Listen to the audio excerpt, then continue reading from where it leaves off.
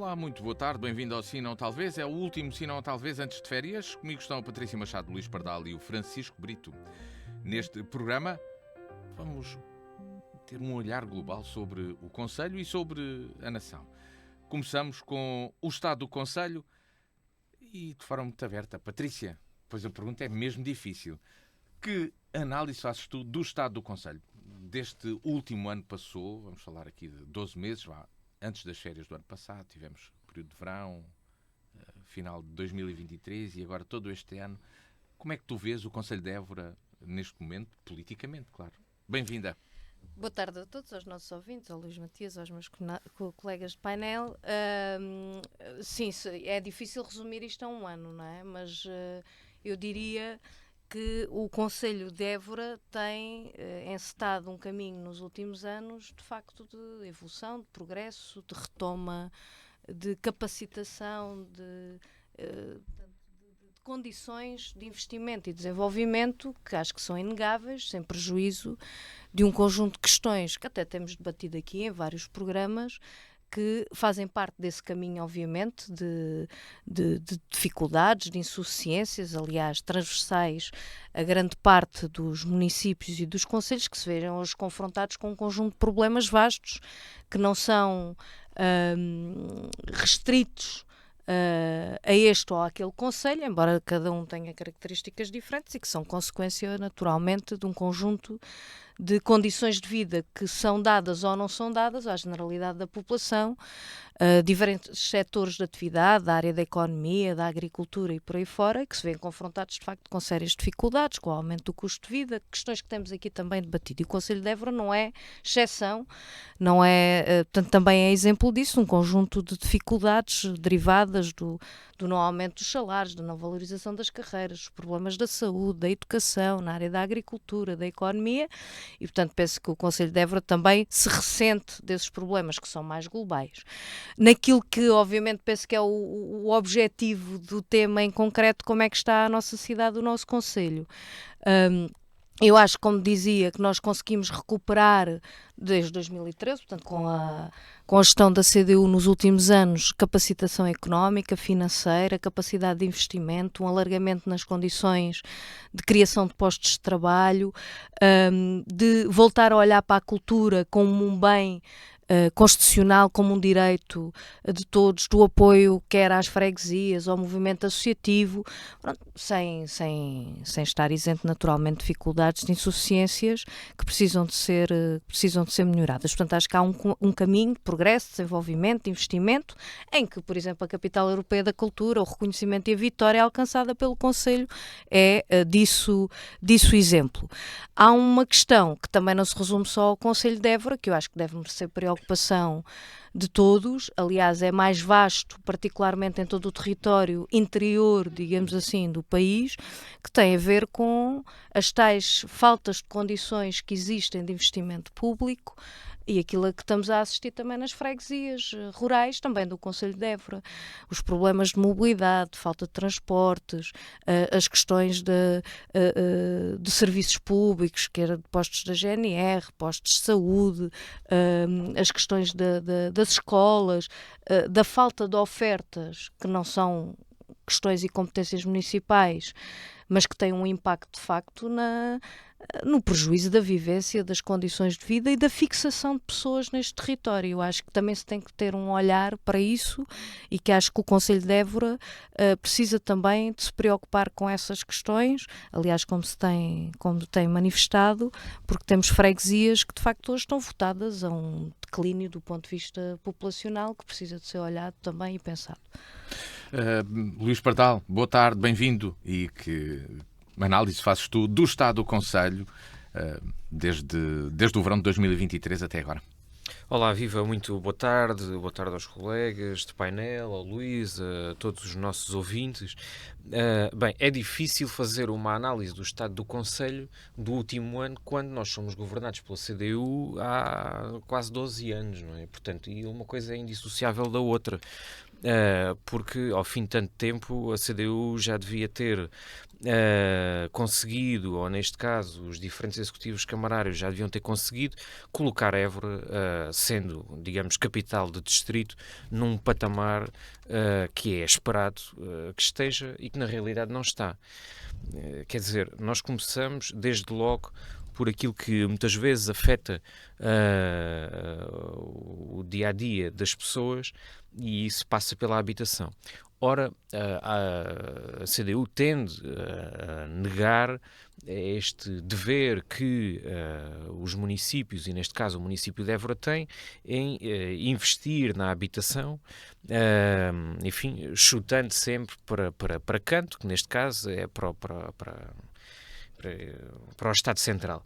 Mas a verdade é que nós temos, enfim, não avançamos no progresso e naquilo que é preciso para que as pessoas precisam de ter habitação, quer seja habitação social por via de uma Évora que deveria estar bem organizada, que deveria estar a acompanhar aquilo que é o estado das casas que estão entregues e que não há esse acompanhamento, por um lado. E por outro lado, devia estar com capacidade de reabilitar aquilo que são as casas que estão fechadas há tempo e tempo e tempo e tempo. Bem, depois pode-se dizer, a pessoa está num lar e, portanto, não podemos tirar a pessoa de casa porque está no lar. Quer dizer, mas não há, estes não são todos os casos. Há outros casos em que as casas estão fechadas e que podiam estar habitadas, podiam estar atribuídas. E depois a nova construção, quer dizer, a construção de habitação social, que não acontece em Évora.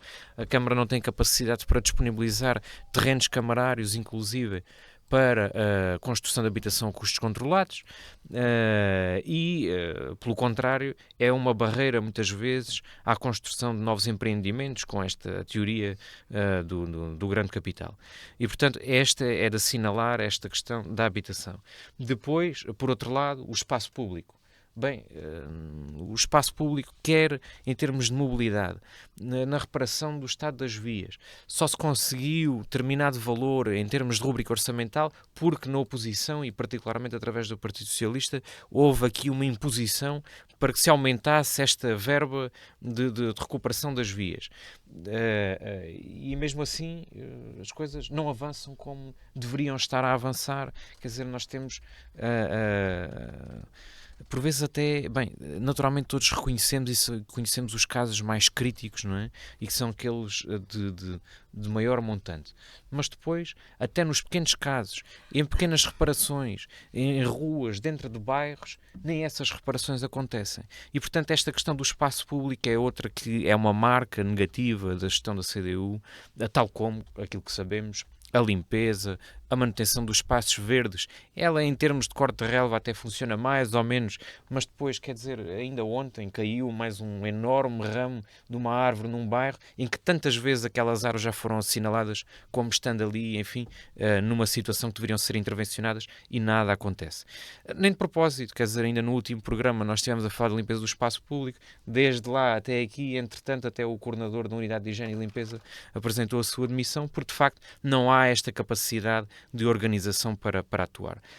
Depois é de assinalar naturalmente o passo positivo que se deu e a grande vitória, que também se deve reconhecer em parte o mérito à CDU, porque também teve essa capacidade de escolher as pessoas. Enfim, às vezes não tem capacidade para escolher bons dirigentes, e depois isso tem um reflexo natural. E por outro lado também acho que deve ser reconhecido esta questão da capital europeia da cultura, se bem que bem têm sido conturbados estes meses de definição e algum atraso, mas agora até temos um casamento enfim, um bocado forçado entre a CDU e o PSD nesta gestão toda da capital europeia da cultura. Não, é claro que há aqui um casamento. Quem conhece a pasta e quem conhece o tema sabe que há agora um casamento forçado entre a CDU e o PSD. Não sei se o Luís Pardal se refere a capital europeia a uma expressão antiga que existia em Évora, que era o vodka laranja na política. Exatamente. Francisco, boa tarde, bem-vindo. E tu, que análise fazes ao estado do Conselho desde então, neste último ano? Ora, muito boa tarde a todos, boa tarde aos colegas de painel, boa tarde Luís Matias, boa tarde aos nossos ouvintes. Eu, para olhar para o Conselho e precisamente para o último ano de gestão do Conselho, prefiro olhar para aquilo que nós vamos querer ter no futuro. Portanto, nós sabemos que temos este horizonte, até já foi aqui falado pelos meus colegas, da Capital Europeia da Cultura em 2027. Sabemos perfeitamente que isso é, acima de tudo, uma questão de programação cultural, mas sabemos que precisamos ter uma série de infraestruturas e que, acima de tudo, queremos ter uma cidade bem preparada para acolher quem nos visita. Portanto, teremos um grande fluxo de pessoas, portanto, precisamos de ter a cidade preparada a todos os níveis, desde vias de comunicação, portanto, as estradas, os transportes, os parques de estacionamento, a sinalética na cidade, as instalações sanitárias públicas. Temos tudo, precisamos de todo este bolo preparado para responder a este fluxo de pessoas. Precisamos de espaços verdes que sejam efetivamente apelativos, porque é uma grande carência que temos na nossa cidade, e por isso importa ver o que é que está a ser feito para conseguirmos lá chegar, porque estamos em 2024, 2027 é praticamente amanhã e tudo isto que tenho estado a falar precisa de muito tempo de intervenção e de trabalho para conseguir ser realizado.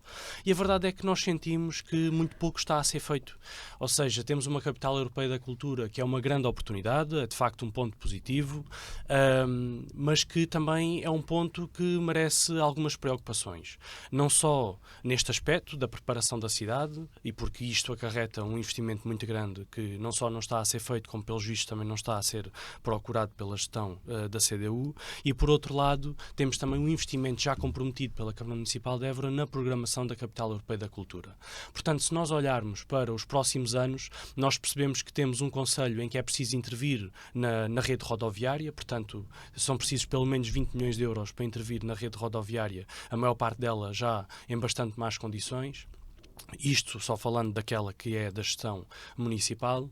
Precisamos de fazer investimento no espaço público, não só da manutenção básica do cotidiano, que nem isso tem estado a ser cumprido, mas acima de tudo precisamos de preparar novas áreas de espaço público para serem realmente apelativas e agradáveis para quem vive cá e para quem deseja cá viver. Precisamos de investir em habitação, portanto precisamos de uma política de habitação que não se esteja assente naquilo que é o PRR e o Porta 65 e o primeiro direito, portanto, acima de tudo que o Conselho tenha uma política própria de habitação, apesar de ter um plano de habitação, a verdade é que esse plano local de habitação simplesmente transpõe investimento do Governo, portanto não tem qualquer tipo de política ao nível local, efetiva da Câmara, portanto não tem nenhuma proposta que seja com orçamento camarário, que seja uma proposta camarária, e para nós conseguirmos isto tudo precisamos efetivamente de dinheiro, portanto se precisamos de dinheiro precisamos de o encontrar, precisamos de candidatar.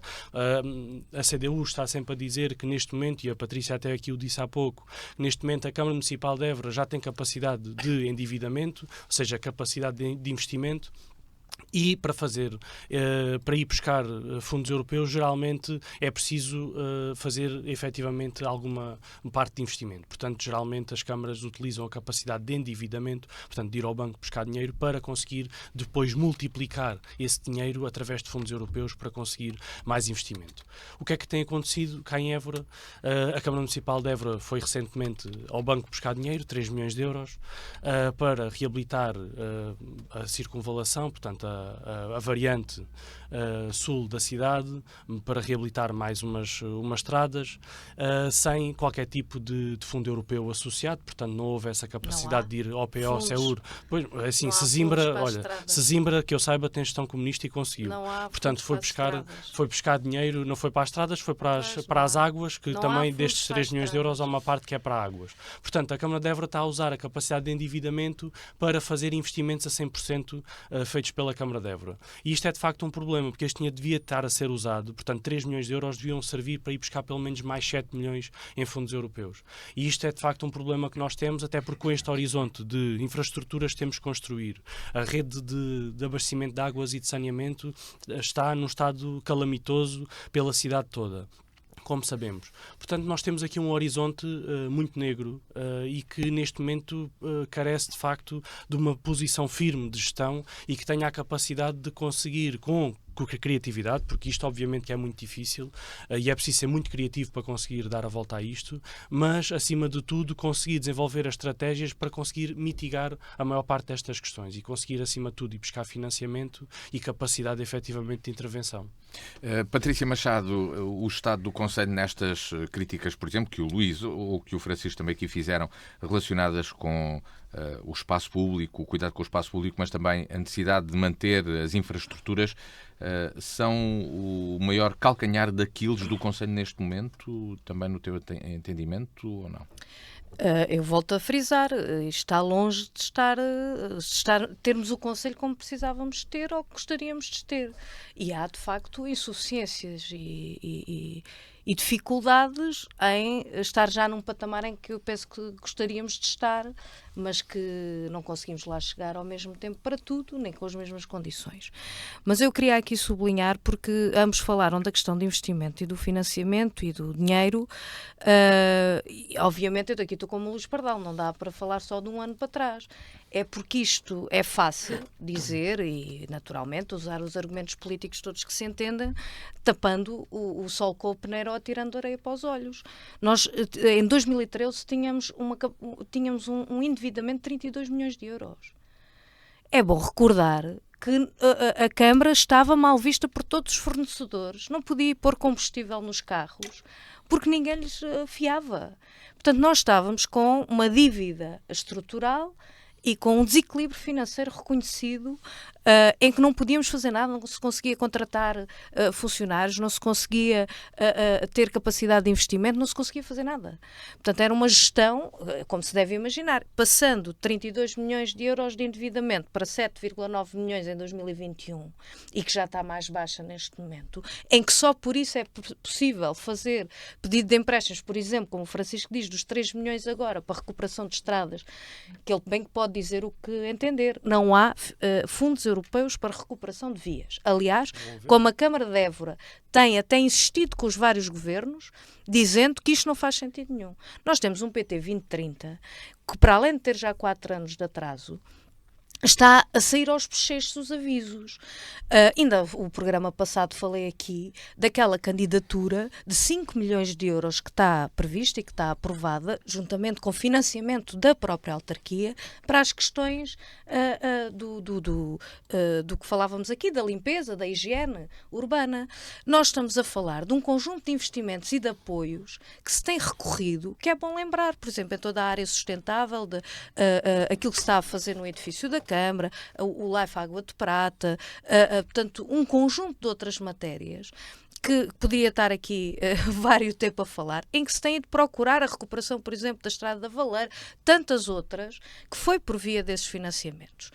A ignorar que os principais problemas da população de Évora, que se sente no seu dia-a-dia, a falta de dinheiro no fim do mês, os problemas da habitação, as questões da saúde, são da responsabilidade do município, é querer enganar as pessoas. Portanto, isto são problemas de facto. Se há quem tem tido a prática de despachar e de se desresponsabilizar, tem sido os sucessivos governos, nomeadamente o anterior do Partido Socialista, e o PSD-CDS está aí no mesmo caminho. Portanto, a responsabilidade não é nossa. Portanto, construam os municípios as habitações.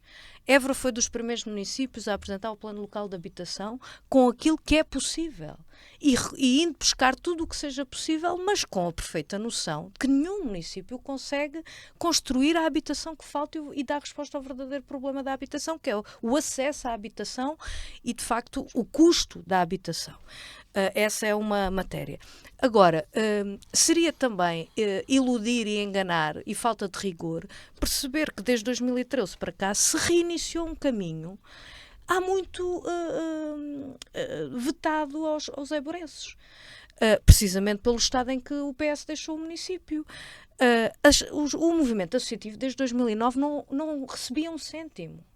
Foi possível recuperar e, naturalmente, não cabendo aos municípios garantir a sustentabilidade do movimento associativo, isso precisa de outras medidas, mas quantas associações hoje, se calhar não tanto quanto aquilo que precisariam para sustentar, mas não podem ser os municípios a sustentar tudo, conseguiram retomar a sua atividade, fortalecer a sua atividade. Nós vimos desde os bombeiros, às organizações, só agentes desportivos, Estamos a falar de perto de 60 entidades que vão receber 1.300.000 euros. Nós estamos a falar de recuperação de edifícios e de espaços públicos de grande importância. O Salão Central, o Teatro Garcia de Rezende, o que se está a fazer no Rossio, as variantes, sim. Portanto, a recuperação financeira é absolutamente estrutural, esse caminho está a ser feito e há capacidade de investimento. Por fim, só queria colocar isto: Capital Europeu da Cultura não é só programação cultural. Isto mostra bem, não é? Aquilo que se tem que garantir para que, de facto, o projeto, a essência e o espírito da candidatura vencedora não se perca pelo caminho. Porque a Capital Europeia da Cultura é muito mais que isso. Então E isso tem que se, de facto, salvaguardar com, obviamente, um programa cultural que terá expressão em 2027, mas é um projeto que tem uma essência estratégica de desenvolvimento a vários níveis, que, obviamente, não responde a todos os níveis, mas que tem que ter essa visão para que ela, de facto, fique enraizada e que seja muito além do 27. Não só antes, mas também depois. Luís Pardal, depois desta análise também que faz aqui a Patrícia, e deste comentário que faz a Patrícia, não há pontos, aspectos positivos que se possam encontrar no Conselho? Eu peço desculpa, mas aquilo que foi aqui falado, eu tenho que dizer isto, é que fala-se tanto da estabilidade financeira, então vamos perguntar a uma série de fornecedores que há da Câmara Municipal e há quantos meses é que eles estão à espera. É que fala-se que em 2013 houve esta capacidade de pagar aos fornecedores que estavam em atraso e tudo mais. Isso conseguiu-se através do PAEL, porque a Câmara recebeu um montante suficiente, que esse montante era para pagar dívida de curto prazo. E, portanto, nós não nos podemos esquecer que se a dívida na anterior gestão do PS deixada for de 74 milhões de euros, em 2001, também temos que dizer isto, é que em 2001 a dívida da CDU e do Dr. Abílio Fernandes era de 14,6 milhões de contos. Ora, isso dá 73 milhões de euros. Mas isto não interessa dizer. Portanto, isto é importante dizer às pessoas de que se a CDU se orgulha de que fez a gestão que levou à estabilidade financeira, tem razões para isso. Então não há desculpas para termos a cidade no estado em que está lastimável. Isto é um marasmo autêntico. E, portanto, e associado a outra questão aqui, que é a transparência. Ninguém consegue compreender as contas da Câmara, de quanto é que se gastou na Feira de São João ou em outras iniciativas de grande relevo para a cidade. E, portanto, estas questões da transparência, da gestão, da contabilidade financeira é fundamental. Depois queria assinalar aqui outras questões, que é a voracidade que atrai e que fixa.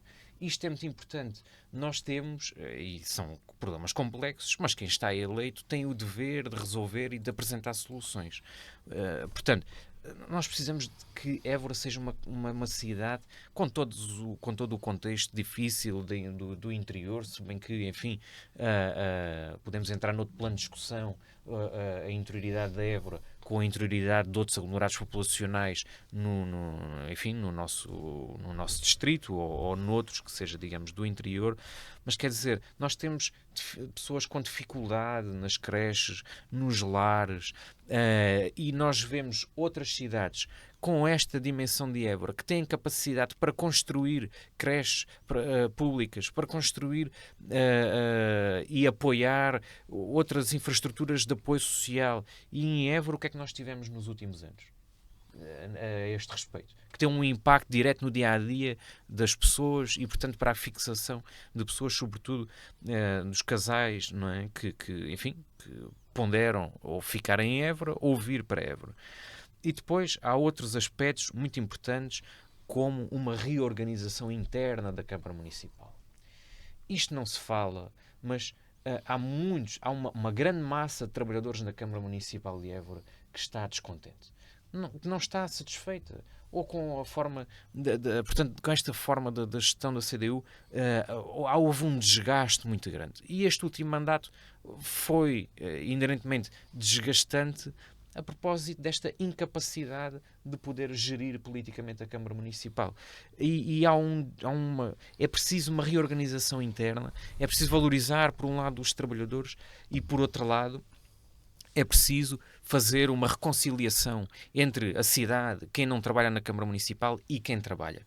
E isto é um desafio difícil, mas que é preciso para que nós possamos ter em Évora quer um corpo da Câmara Municipal, quer os habitantes de Évora, que exista um espírito mais positivo, que neste caso, neste momento, estamos a atravessar um período negativo.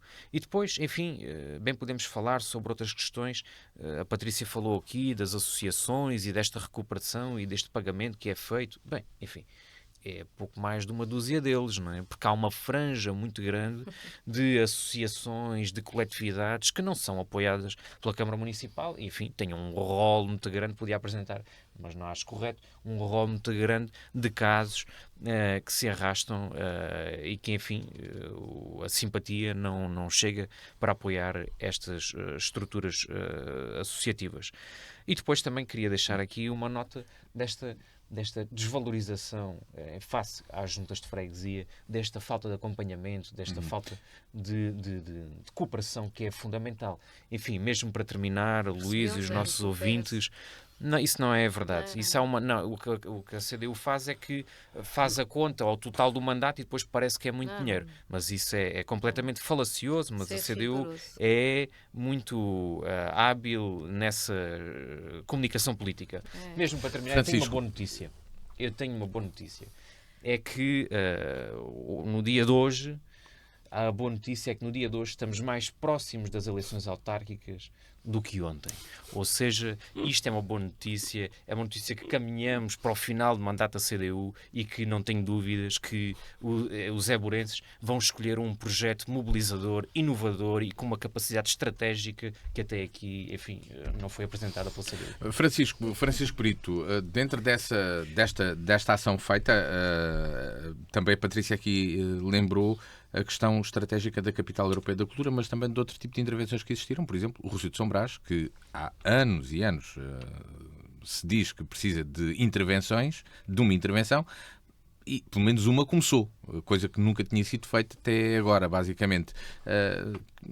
É um aspecto que se pode valorizar deste estado do Conselho agora? O que é que tu dizes? Bem, deixa-me só fazer uma nota prévia que realmente começar agora esta intervenção depois desta campanha toda que o Luís Pardal fez para o projeto autárquico do PSD realmente é motivador.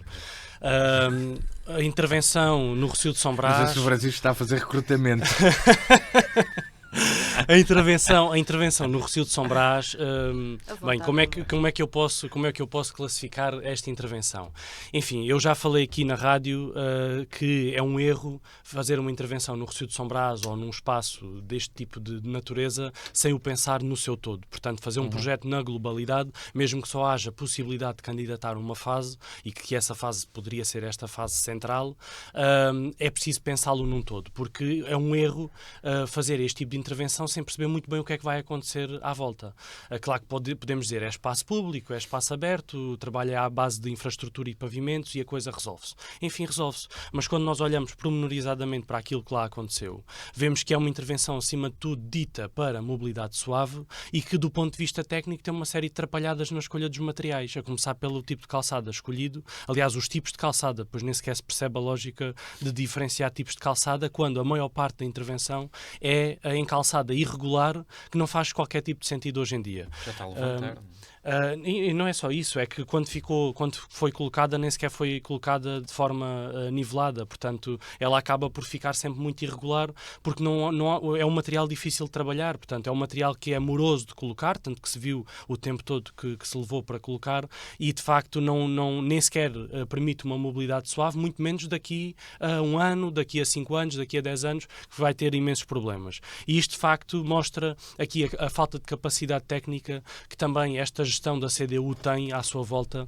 Realmente não se conseguiram munir das pessoas com a capacidade necessária para os aconselhar nas escolhas mais acertadas. Porque é assim, quem se candidata a um cargo político não tem que perceber tecnicamente tudo. Portanto, acaba por ter que jogar em muitos tabuleiros no sentido de ter que atingir áreas muito distintas de conhecimento, mas tem que, acima de tudo, ter técnicos à sua volta que tenham a competência necessária para conseguir auxiliar as decisões políticas. Porque as decisões são políticas. políticas. Portanto, a decisão de intervir no Recio de São Brás foi uma decisão política. Portanto, é preciso garantir que, quando se vai buscar, e penso que esta obra tem algum tipo de financiamento também, quando se vai buscar dinheiro fora, apesar de ser reduzido, e quando se está a gastar dinheiro da Câmara Municipal, fazer uma obra que garantidamente para os próximos 20 anos vai lá ficar, se calhar até muitos mais, não é? Portanto, até se esperaria que tivesse capacidade de ficar lá pelo menos uns 50 anos e que servisse a cidade durante os próximos 50 anos,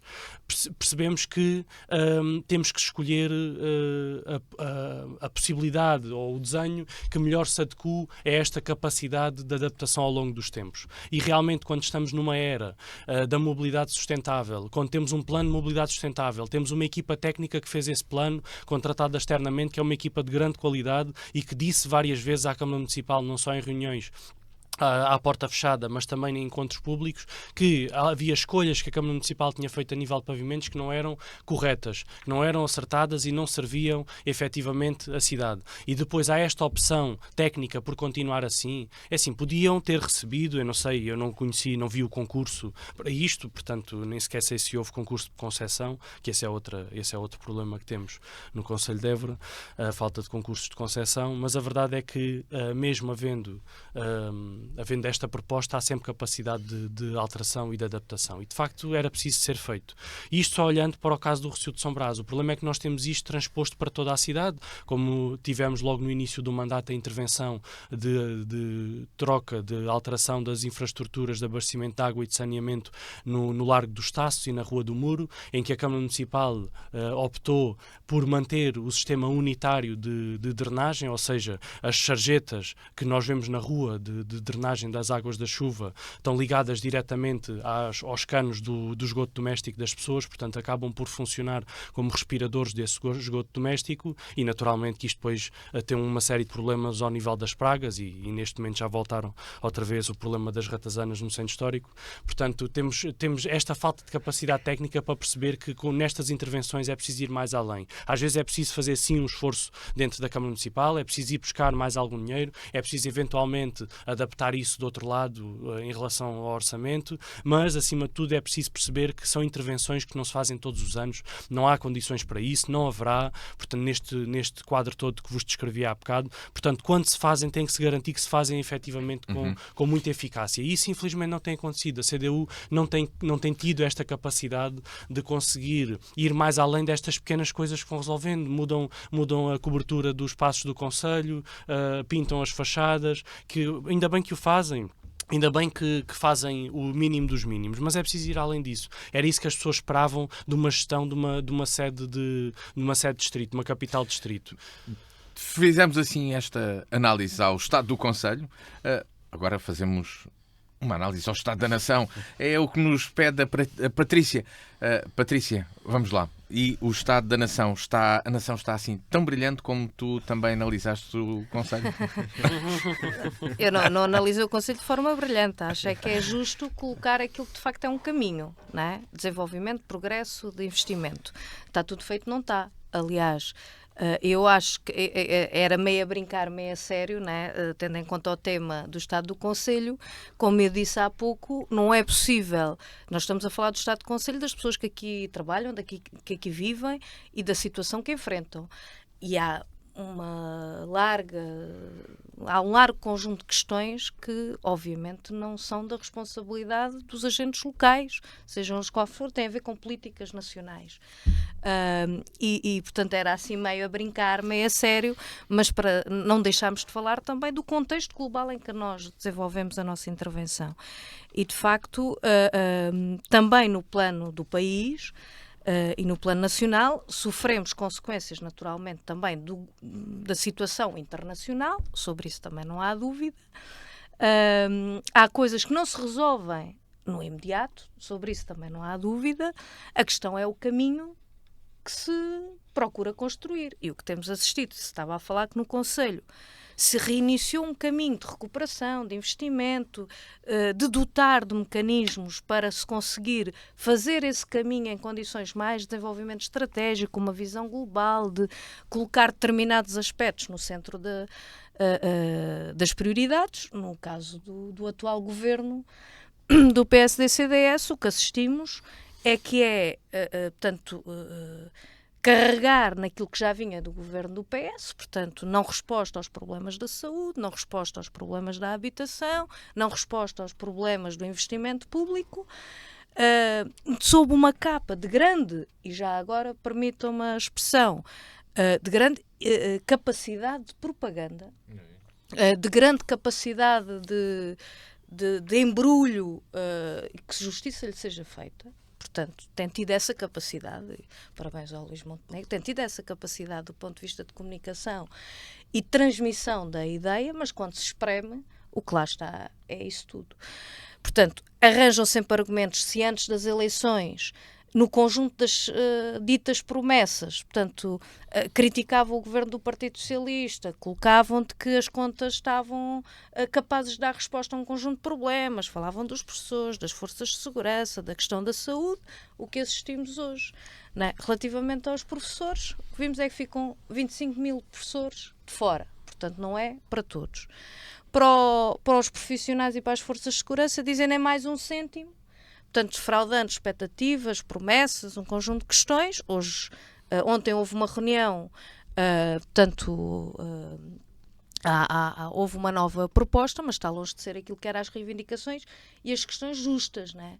Daqueles que nos defendem, que estão ali, que há de facto uma situação de risco e que está longe de ver correspondida aquelas reivindicações, ao mesmo tempo que se gastam milhões e milhões de dinheiro, do dinheiro público de todos nós, para financiar, para mais benefícios fiscais, para reduzir o IRC para 15%, que vai beneficiar as grandes empresas e os grandes grupos económicos, não são as micros, pequenas e as médias, que não têm lucro suficiente para terem que pagar IRC. É bom que isto se sublinhe.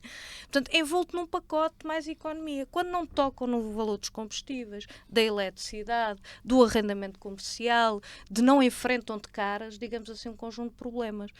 Continuam a dizer que naturalmente a saúde e apresentam aquelas propostas, quando espremidas e vistas, o que está é o tal dinheiro público, que eles dizem que não existe e que não é possível. Não é possível dar dinheiro para valorizar as carreiras, para fixar médicos no SNS, e aquilo que apresentam é um desvio direto de milhões e milhões para o negócio da doença. Portanto, para aí já não há problema do dinheiro público ser investido. E zero bola relativamente ao aumento geral dos salários, como ele efetivamente precisa de ser valorizado, à valorização das carreiras, ao investimento público, quando assistimos, de facto, a esta vergonhosa situação relativamente, por exemplo, à privatização do setor estratégico, como é a TAP e tudo o que está envolvido nisso. Luís Pardal, que análise fazes tu ao estado da nação? Eu começaria por dizer que o atual governo, na prática, ainda não resolveu nenhum problema dos portugueses e das portuguesas. Portanto, aquilo que nós temos estado a assistir, como a Patrícia aqui disse, e bem, portanto, uma grande campanha de mestria de comunicação, em que, na realidade, apresentar PowerPoints, umas imagens bonitas, quer dizer, anunciar medidas. Anunciar não é governar. Governar, como estava a dizer, é resolver o problema das pessoas. E isso, enfim, está a ser bem avisado, o governo está a ser avisado que não está a ir pelo caminho correto. E a médio prazo vamos tirar consequências de algumas epifanias que o governo tem estado a apresentar como medidas que aparentemente vão resolver os grandes problemas das pessoas. O maior embuste que nós tivemos até agora é esta política fiscal. Quer dizer, primeiro começou por anunciar a redução do IRS, quer dizer, que eram 1.300 milhões, 1.500 milhões, quando na verdade 1.200 era o que já estava anunciado pelo anterior governo. Portanto, quer dizer, aí foi logo o primeiro embuste, foi logo das primeiras semanas, dos primeiros, quer dizer, que as pessoas perceberam logo que nós estávamos a ir por um caminho sério, como aliás Luís Montenegro disse que seria uma política fiscal sem truques, não é? Ele disse isto, não é? Depois logo percebemos. Depois é agora o IRS jovem, quer dizer, tem um impacto de 1.000 milhões de euros quando na realidade aquilo que vamos estar a assistir são baixas de IRS na ordem dos 50 euros e não é uma medida progressiva. Portanto, quem recebe mais deverá pagar mais, não, será uma medida regressiva em que aquilo que vamos estar a assistir é que quem recebe mais irá pagar menos. Portanto, este é o caminho desta política fiscal do PST. Tal como, aliás, o IRC. A maioria das pequenas, das micro, pequenas e médias empresas paga até IRC bastante reduzido. E esta política de redução do IRC irá beneficiar sobretudo as grandes empresas. Mas há outros caminhos, e é esse caminho que tem que estar a ser apresentado outras soluções, como, por exemplo, a nível do IRC, nós precisamos de ter incentivos a termos um tecido empresarial com um maior investimento na área da tecnologia, da indústria, portanto, que tenham um peso no PIB, que é uma economia mais robusta. Aquilo que estamos a assistir é outro caminho. Como eu ia dizer, a nível do IRC, coisa que se deveria de avançar é, enfim, incentivos para que as grandes empresas, possam investir parte dos seus lucros na investigação, na inovação. E este é outro caminho que irá, a longo prazo, conseguir uma economia mais robusta. Nós tivemos um ministro agora há pouco tempo a dizer que espera-se que em 2033, não é, que o turismo tenha um peso do PIB na ordem dos 20%. Ora, devemos ter o maior respeito e devemos de apoiar e incentivar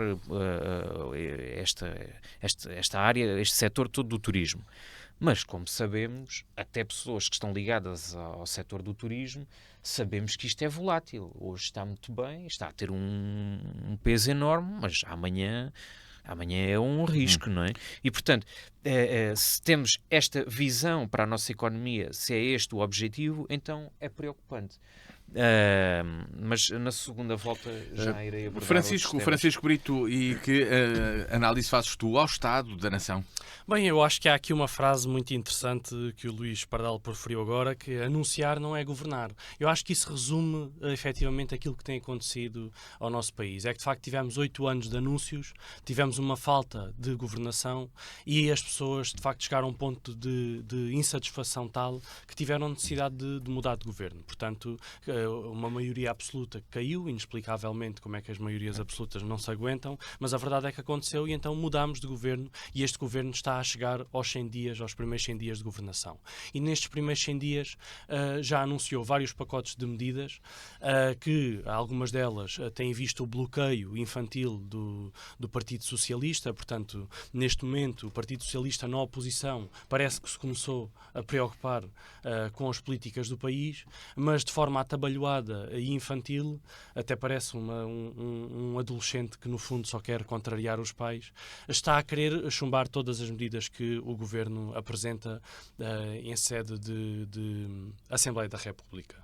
Ou seja, tem feito uma contra-governação com a parceria do Chega, portanto esta xeringonça que arranjaram neste mandato na Assembleia da República e que faz com que não deixem o Governo que está em funções de governar, mas que tentem implementar via Assembleia da República soluções executivas. Portanto, a Assembleia da República, que devia ser um órgão deliberativo, funciona com o Partido Socialista, funciona como um órgão executivo, portanto, no fundo, tenta condicionar a governação do Governo, não só por via da não aprovação das medidas que o Governo propõe, mas também por aprovação de medidas que não têm depois qualquer tipo de cabimento orçamental e que naturalmente vão influenciar depois todas as outras áreas de governação.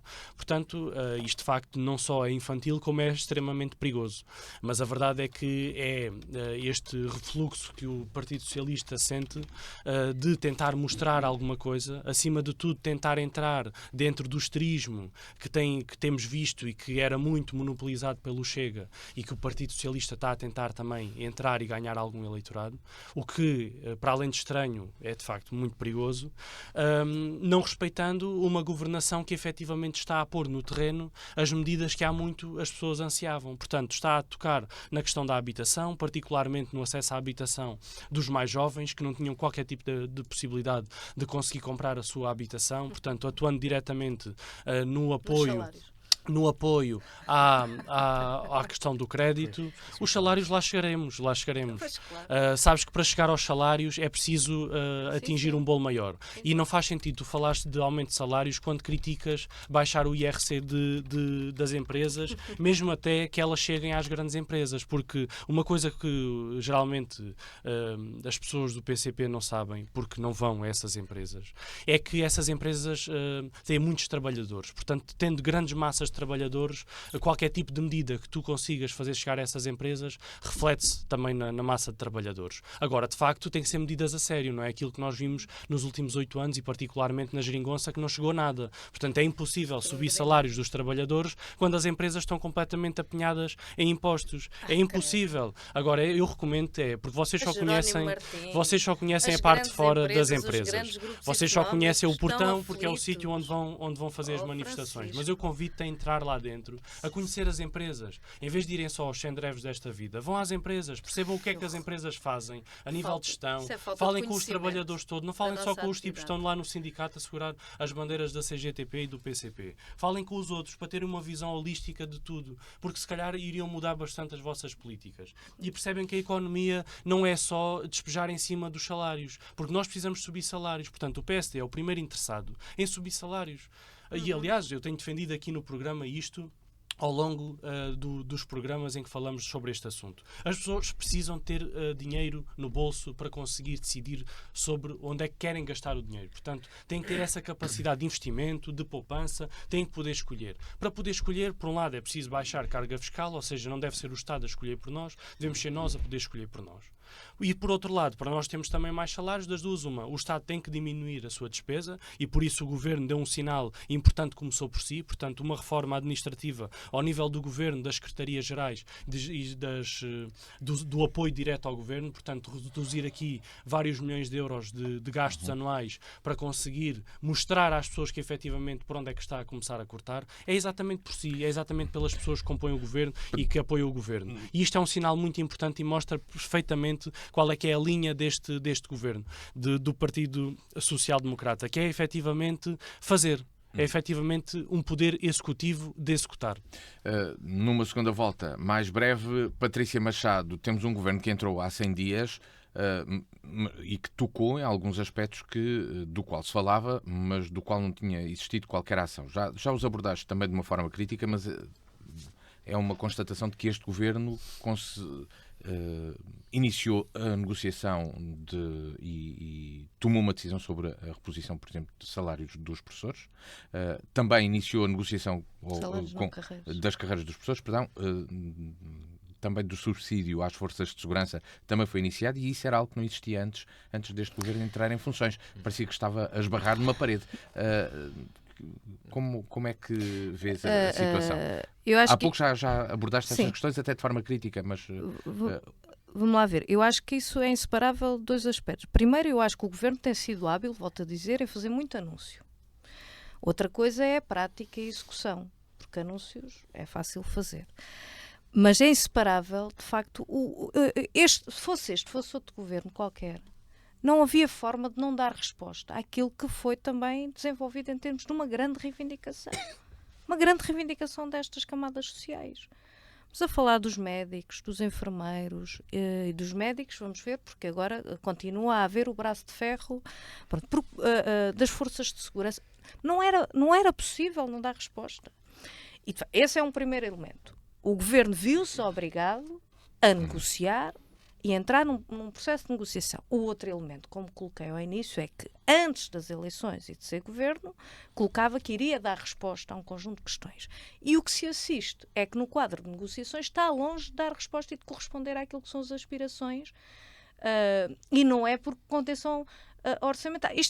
Isto dava para rir se não tivesse consequências e efeitos reais na vida das pessoas. Assistir aqui ao Luís Pardal e ao Francisco Brito a falarem, porque isto vira ao disco e toca ao mesmo. O que os portugueses e quem vive e trabalha em Portugal tem assistido nas últimas décadas é Ou é por causa do déficit, ou é por causa da dívida, ou é por causa da Covid, ou é por causa... Ou Há do sempre Pael. uma justificação. Há sempre uma justificação para não atacar os problemas de frente que são absolutamente nevrálgicos. Podia ser no tema O anterior. Francisco pode dizer, e eu acho que até foi bom este picanço para ele dizer o que disse, não é? A questão digamos assim, dos salários é uma emergência nacional. As grandes empresas, os grandes grupos económicos, as Jerónimos Martins desta vida e deste país, Desse mesmo não conheço o tecido têm, empresarial. não têm há só Jerónimo condições. Martins no nosso Não há, país, eu disse ou seja, aquelas que estamos a falar de lucros, os tais 12 milhões de euros de lucros por dia. As tais que não têm problemas financeiros. Aquilo que são os 90% da nossa base da atividade económica em Portugal, que são as micro, pequenas e médias empresas, não há uma medida neste chamado e neste anúncio a seguir do Conselho de Ministros sobre aquilo que de facto afeta e estrangula. Não são os salários. Até porque elas vivem da dinamização da economia nacional e do consumo interno. Não só, mas vivem essencialmente.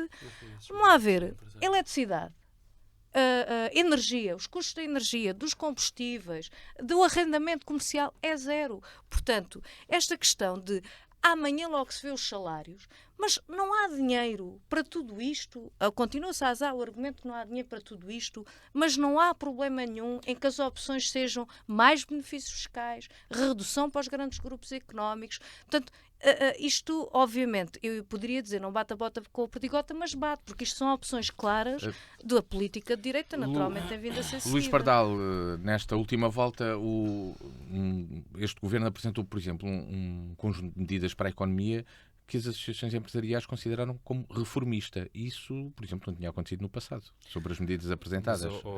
Luís, mas alguém tem dúvidas da relação umbilical do PSD e de associações empresariais?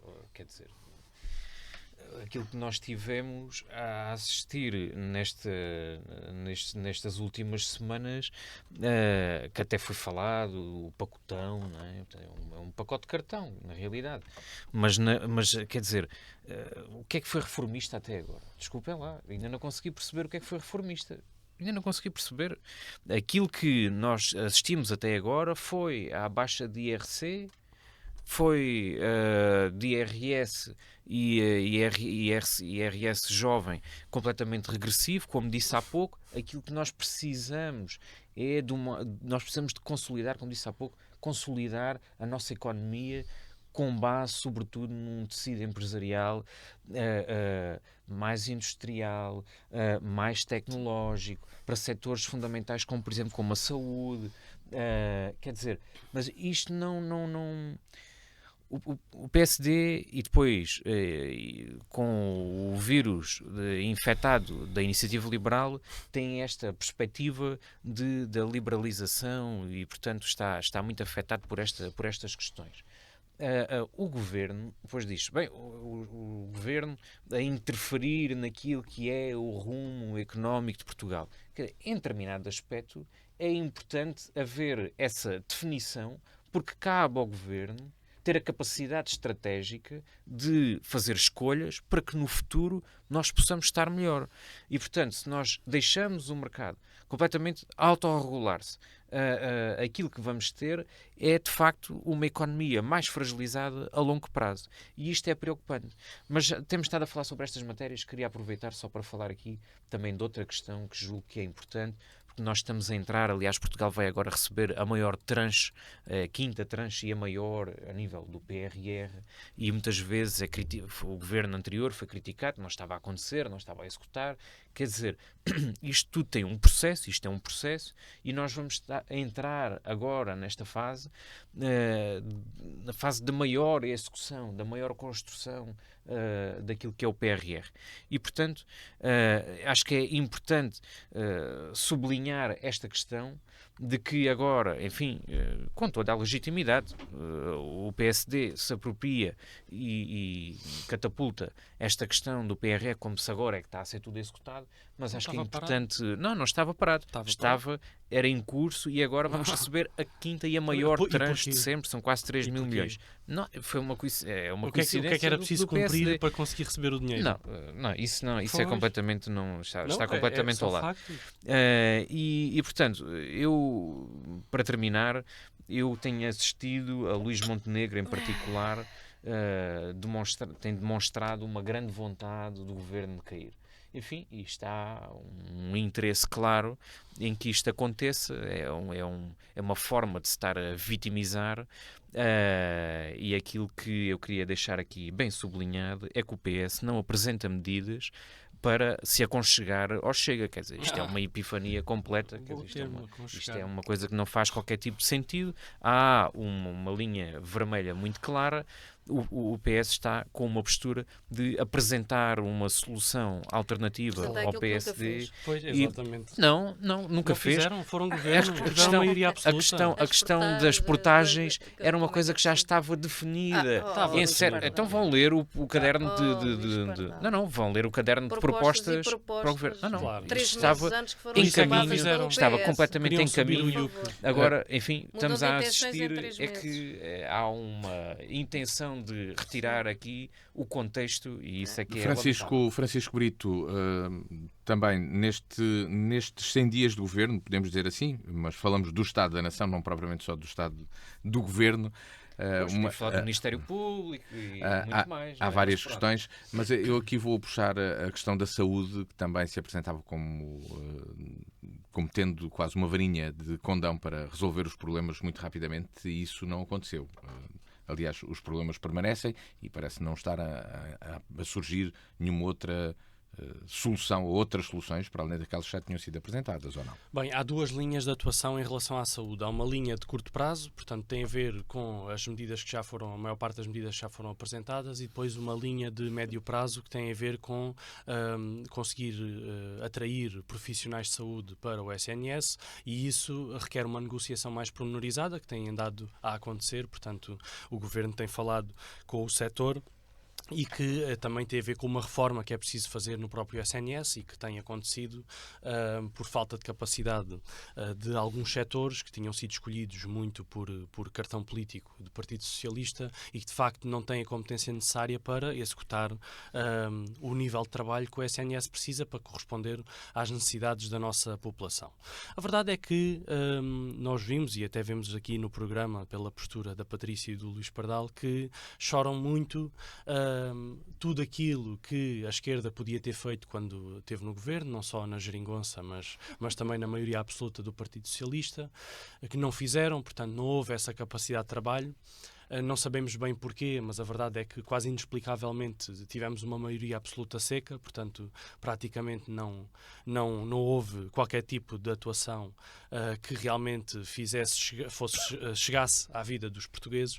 E agora temos este governo que neste muito pouco tempo não só tem apresentado as medidas que já aqui foram faladas, também está a chegar a acordo com os profissionais das forças de segurança, que de facto foi difícil, mas está a conseguir. Chegou logo e muito mais cedo do que se pensou à fala com os professores e a entendimento com os professores, mas também decidiu a localização sobre o novo aeroporto, a terceira travessia sobre o Tejo, a alta velocidade que vai atravessar precisamente este território, o direito de cedência do direito de superfície à Universidade de Évora para construir aqui em Évora uma escola de saúde que tanto está ambicionada e que o Partido Socialista no governo fez com que isso não acontecesse, ou pelo menos tentou travar isso, e a Câmara Municipal, através da CDU, tem tentado ao nível da alteração, da revisão do plano de urbanização, a estancar, portanto que não haja de facto mais qualquer tipo de construção naquela zona. A verdade é que o PSD, juntamente com o CDS, isto é verdade porque isto foi desmentido publicamente, não foi? Foi inequívoco aquilo que foi dito pela equipa técnica. Não, mas portanto, há bocado dizes que há uma equipa técnica e depois há as decisões políticas. E onde é que está a decisão política? Não houve decisão política nenhuma.